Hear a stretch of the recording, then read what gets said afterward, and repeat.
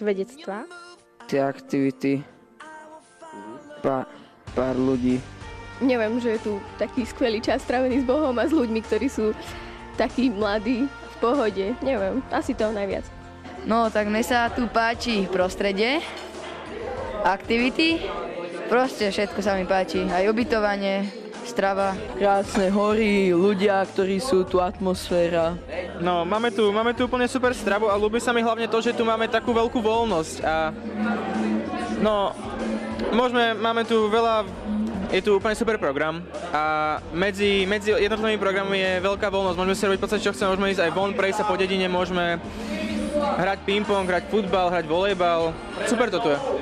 Takmer všetko, program je úplne super, fakt, ľudia, neviem, čo by som ešte povedala, je to tu super, som to prvýkrát, ale je to tu fakt úplne super. Ľudia sa mi to páči, som sa tu zoznámila s veľa ľuďmi. Páči sa mi vlastne program a veľa dobrých ľudí som tu spoznala. Mne sa tu páči celá chata, je to tu veľmi dobré, výborné, večery, všetko dobré, páčia sa mi aj zábavy, je to dobré, poučujúce, je to super, je parádne.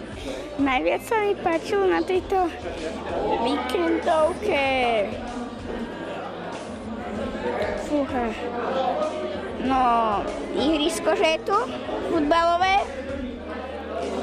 tiež aj hry, že môžem ísť konečne neskoro spať. Páči sa mi tu, čo ja viem, tak všetko. Budiček sa mi páčil. To je moc pekný. Aj program sa mi páčil, celý, všetky tie hry a tak. Bolo to vtipné. Nemám žiadne výhrady, naozaj. Je to úplne super. No, trošku sa mi nepáči, že náš spolubývajúci dosť chrápe. No, momentálne nič. Neviem si teraz spomenúť na nič také konkrétne.